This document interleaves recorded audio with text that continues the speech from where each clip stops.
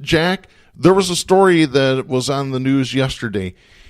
Typhus is making a return in this country. That's a medieval era disease. What the hell? What's next? The bubonic plague? Yeah, we're not worried about living conditions for kids, preschool, meals or anything at all. The living condition of these people in the streets, but we'll fight like mad for a zygote. Which, in my understanding, a person's pronounced dead when there's no brainwave, right? When they're unconscious, is that except for Donald Trump? Oh, okay, but a heartbeat, which this law is centered on, where they voted, I think 79-23 down Louisiana, something like that. Yeah. But nonetheless, the proof of life is not a heartbeat. I mean, on the other end of the scale, when a person dies, the zygote doesn't even have a heart. How can it have a heartbeat? And we can debate. There's a million different ways you can talk about life. Some people says when you take the first breath and cry from conception, on and on it goes. That's irrelevant at this point.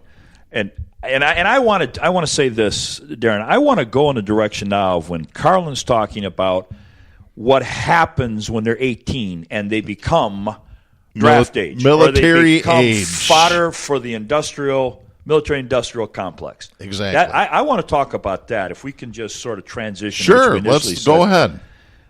The evidence is now coming out stronger and stronger that the military endeavors, if you can use that term, are not as honorable as one might think.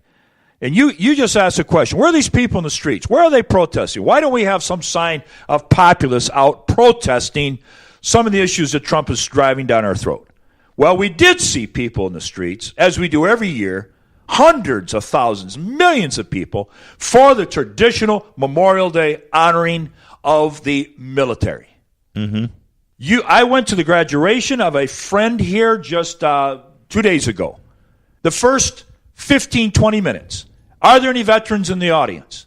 Please stand. And then a commemoration of the kids that are going to go into the military. Regardless of academic achievement, they received the largest amount of honor. Now, am I against soldiers? Am I against honoring soldier service? My dad was a soldier. I was drafted, and I wouldn't have left that draft, but I was medically not fit with my bad football leg. No, I'm not against the soldiers. I'm not against honorable deployment, et cetera, et cetera. I am against the coast-to-coast extrapolation from needless wars into honor, which keeps the machine going. It keeps it going when that is the premier reason for life, that you serve. If you serve, you've got a political door wide open. Mm-hmm. Without serving, you haven't got crap. If you serve, you get a guaranteed military funeral at your funeral. Yeah. Any Joe Schmo, if he wants to grab onto purpose, is there any other purpose in life other than going to Iraq and fighting for a corporate war? Is there anything else that you would tell your 12 and 13-year-old is an admirable pursuit in life other than serving in the U.S. military, where we haven't had a breach of war? Out of 300 years, there's a handful of years we weren't at war someplace. I want to read about something we need to remember. This took place in Abu Ghraib, and the evidence now has been coming out that is undeniable. I saw, name blacked out, screwing kids, 15-year-old soldiers screwing Iraqi kids. And where's this you're reading from? Mint Press. The kid was hurting very bad, and they covered all the doors with sheets. Then when I heard the screaming, I climbed the door because on top of it wasn't covered, and I saw who was wearing the military uniform putting his blank into the little kid's blank. I could see the terror in the kid's face, and a female soldier was taking pictures. Now, we saw some pictures at Abu Ghraib. We didn't see the actual graphic pictures like the one I just read to you. We didn't see the sodomy that was taking place by American soldiers. But Abu Ghraib was a playground of sex and rape for American soldiers. Are we going to remember that when we have the flags waving on Memorial Day from coast to coast? Are we going to talk about that? Are we going to talk about the My Lai incident? I have an article here. We're tight on time, but 33 photos of war crime that went unpublished. We did not see or hear the real atrocities that took place in My Lai. And Thompson, who reported about it and blew the whistle, who just recently died, had a lifetime filled with death threats. What we do see is another Democrat voting for the passage of the $750 million budget. Senator Peters, the so-called progressive here in Michigan, lined up with the rest of his Democrat buddies and didn't blink in giving Trump what he wanted, which was a military budget increase. Mm-hmm. We live in a military atmosphere. It is the reason for life. It is the reason you'll be elected into an office. It is the reason that you are considered a man if you served and not a man if you didn't serve. Mm-hmm. It's absolutely a war culture. And when Carlin said that the women in this nation are mares, did he not say brood mares? You got it. They produce the fodder for the military machine. It is a machine. I can press a button and in 10 seconds, and you can too, listeners out there in Taos, New Mexico, press a button. How many trillions of dollars are unaccounted for at the Pentagon? The figure wavers between 21 trillion to 9 trillion. We're talking trillions. Mm-hmm. When we have people sleeping, getting typhus in L.A. on the streets, and we have no infrastructure on the roads, we have no medical care for the poor, we're losing millions of people, they have no medical care, that we can lose trillions of dollars, and all you can do on May 27th is wave a flag and give one more. Darren, just get in a car, drive across America, every small town USA, there's a statue down in the middle of town with soldiers standing and their names of everybody that served in that town. Mm-hmm. You can't find a parallel statue for how many slaves were killed. You can't find a parallel of how many teachers were shot trying to protect their students in a classroom.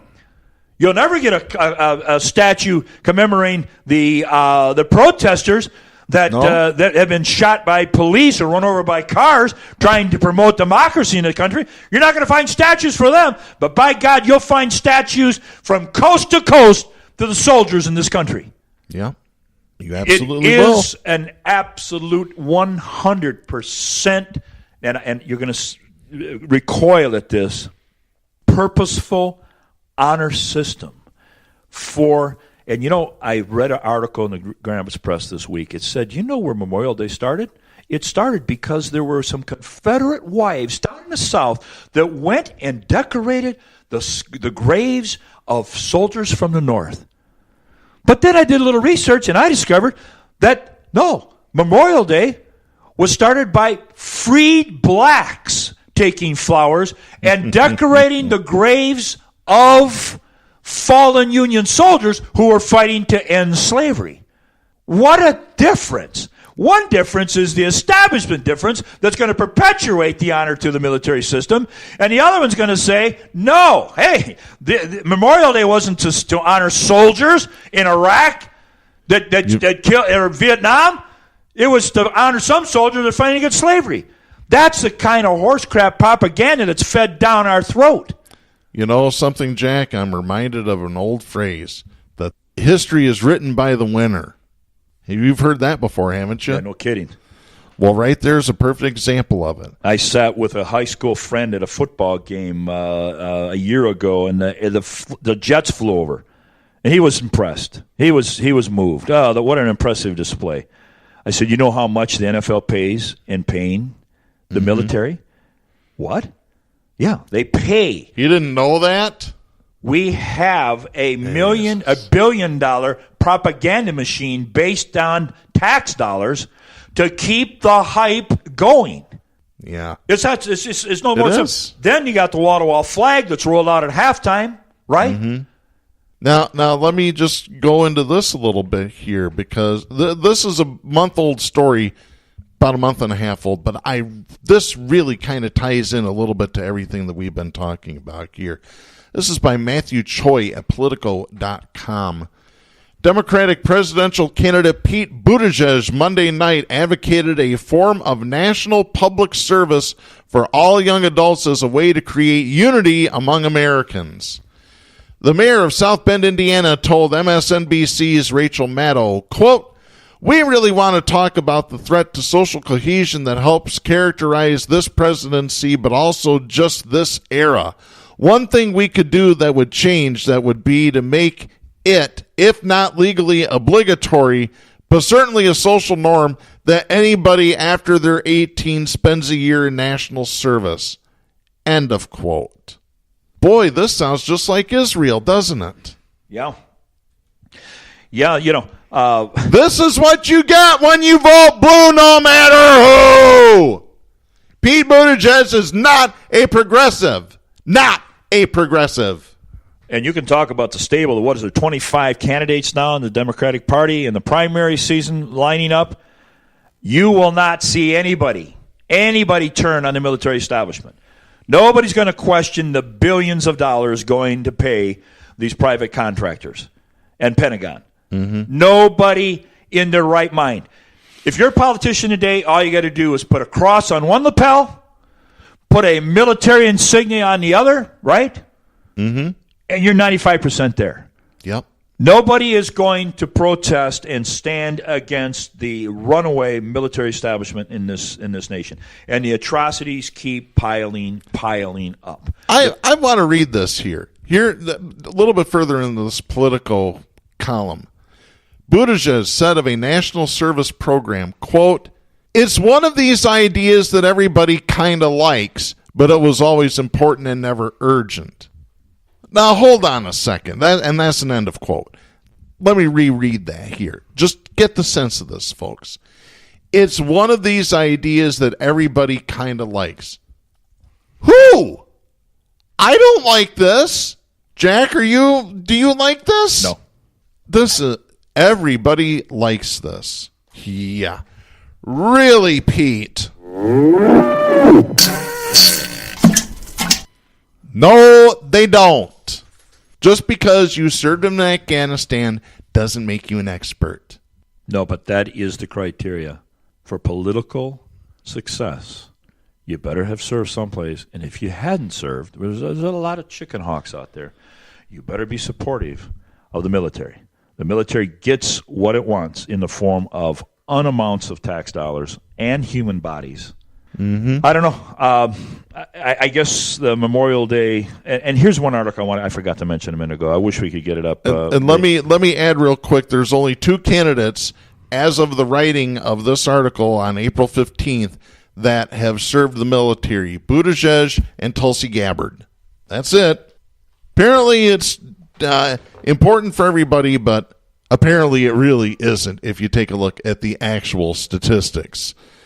This is just crazy talk. Absolute crazy talk, folks. You got something there, Jack? Yeah, the whole theme here is that Memorial Day is a day of remembrance, but that remembrance better encompass both sides of the issue. When I say both sides of the issue, I'm not talking about the heroism of the soldiers and the heartbreak of families that lose them. And there have been just causes for soldiers' deaths in the history of the United States. But there's also been some unjust causes. One of them explicitly is the Iraq War and the Vietnam War, 52,000 people there.